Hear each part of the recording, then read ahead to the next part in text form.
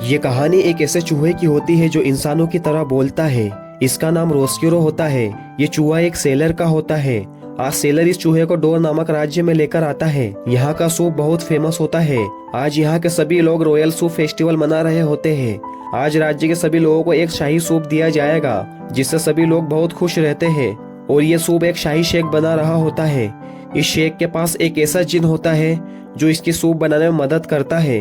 और जब आज ये सूप बना रहे होते हैं तो गलती से शराब की बोतल कढ़ाई में गिर जाती है। लेकिन जब इस सूप को टेस्ट करते हैं तो ये आज तक का सबसे लजीज सूप बना होता है। अब सूप के तैयार होने के बाद सबसे पहले इसे राजा रानियों को परोसा जाता है। शाही सूप की खुशबू से रोस्क्यूरो खुद को रोक नहीं पाता और महल में आ जाता है। लेकिन जब रानी सूप पी रही होती है तभी रोस्क्यूरो सूप में गिर जाता है।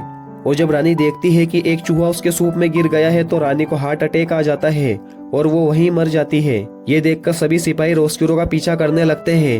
अब रोस्क्यूरो देखता है कि उसका सेलर भी वहां से जा चुका है।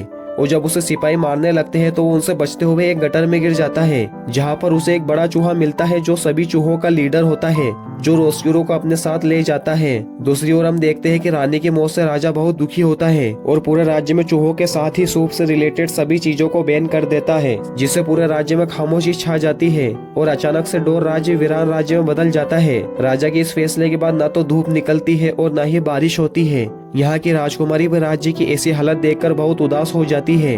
अब चूहों की दुनिया को जमीन के अंदर दिखाया जाता है जहाँ एक नया चूहा जन्म लेता है जिसका नाम डेस्परो रखा जाता है। ये दूसरे चूहों से कई गुना ज्यादा बहादुर होता है। फिर एक दिन डेस्परो का बड़ा भाई इसे लाइब्रेरी लेकर जाता है और इससे किताबों को कतरने को कहता है। लेकिन डेस्परो ऐसा नहीं करता, बल्कि ये तो किताबों को पढ़ने लगता है जिसमें एक राजकुमार की कहानी लिखी होती है। और फिर डेस्परो खुद को एक राजकुमार की तरह समझने लगता है। अगले दिन उसे महल में एक राजकुमारी दिखाई देती है जो बहुत उदास होती है। डेस्परो उसके पास जाता है और लाइब्रेरी वाली कहानी सुनाने लगता है। राजकुमारी को यह कहानी बहुत पसंद आती है।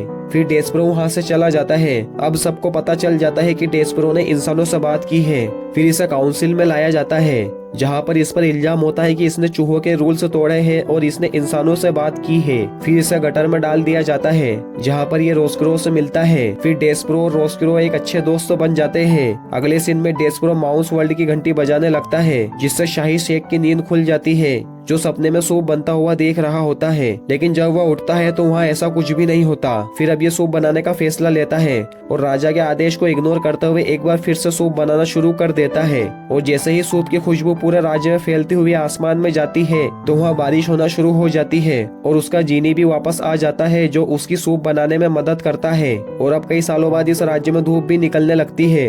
राजा को भी अब अपने फैसले पर पछतावा होने लगता है और फिर पूरे राज्य में एक बार फिर से खुशी का माहौल दिखाई देता है। और फिर रोस्क्यूरो समंदर की सैर करता हुआ वहां से निकल जाता है और यहीं पर इस मूवी की हैप्पी एंडिंग हो जाती है। सो गाइस, अगर आप ऐसी और भी वीडियोस देखना चाहते हैं तो इस चैनल को सब्सक्राइब और बेल आइकन पर क्लिक कर दीजिए।